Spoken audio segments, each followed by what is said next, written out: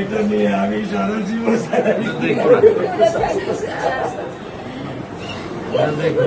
আমি কি করে দেবেন সারা জীবনে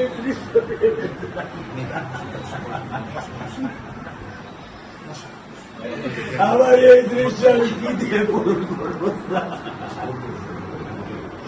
আমার বিয়ে শুক্রবারে আমার সাথে মসজিদে নামাজ পড়ে, আমি 3 নামাজ বাসায় পড়ি স্যার, কারণ ও আমার সাথে নামাজ পড়তে পছন্দ করে। 2 নামাজ আমি ওকে নিয়ে স্যার আমার বাসায় পড়ি স্যার। আল্লাহ আমি জানি না আল্লাহ তো আমার কোন পরীক্ষা ফেলেছে, এই দুঃখ এই কষ্ট মৃত্যু ছাড়া আমার আর কোন শেষ নেই স্যার, আর কোন শেষ নেই স্যার। আপনার দায়িত্ব মানে প্রধানমন্ত্রী নেবে, আপনাদেরকে শক্ত হতে হবে না, আপনার তো বড় মেয়েটা রয়ে গেছে, এখন তো ওর জন্য আপনাদেরকে শক্ত থাকতে হবে স্যার। সত্য কথা, আমি যখন ওকে ভ্যানে পাঠাই আমি খুব বল পাই। আমি কালকেও বলে দিছি যে আমি আর ভ্যানে দিব না, তুমি প্রতিদিন ওকে রিস্কায় নিয়ে যাবা, রিস্কায় করে নিয়ে আসবা। আমি ক্লান্ত স্যার, 10 বছর বয়স থেকে স্যার অবহেলা পেতে পেতে পেতে পেতে স্যার আমি আর নিতে পারতেছি না স্যার।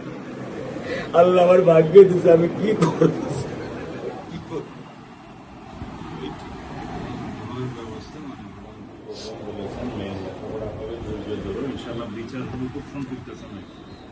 ইত্যাদি বেশি বলতে পারবো না, কারণ আদালতের বিষয় তো। আমরা চার্জশিট দেবো ইনশাআল্লাহ এই 24 ঘন্টার মধ্যে। আমি সত্য কথা বলি, আমার 55 বছর বয়সে আমি এত দ্রুত, এত সুন্দর, এত সুচারুভাবে আমি কখনো দেখিনি।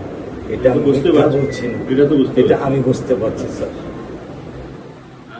প্রধানমন্ত্রী চলে আসছেন, এটা আমার সৌভাগ্য। আমি সত্যিকার ভাবে স্যার আমি বলি, আমি এটা স্যার প্রত্যাশা করিনি যে আপনার মতো মানুষ আমার এই 10,000 টাকার একটা ফ্ল্যাটে স্যার আপনি পা রাখবেন। কিন্তু এই বিশ্বাস ছিল যে আপনি 8-10 জন না, যে মানুষ ট্রাফিক সিগন্যালে দাঁড়িয়ে থাকে, নিয়ম মেনে চলে, সে মানুষকে বুঝতে স্যার আমার এইটুকু বয়সে স্যার যথেষ্ট স্যার। ইনশাআল্লাহ স্যার, কোন আপনি একটু ধৈর্য ধরবেন, আমি ওকে কোনো নিয়ন্ত্রণ করতে পারতেছি না। আল্লাহ চায় আপনার সন্তানের এই অবস্থার জন্য যে দায়ী, তার বিচার ইনশাল্লাহ হবে, ইনশাল্লাহ শীঘ্রই হবে।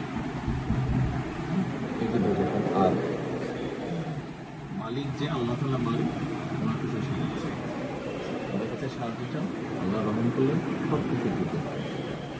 মানুষ হিসেবে আমাদের যেটা করার আমরা স্যার মিরপুর 10 নম্বর আইডিয়াল স্কুলে ক্লাস 9-এ পড়ে স্যার।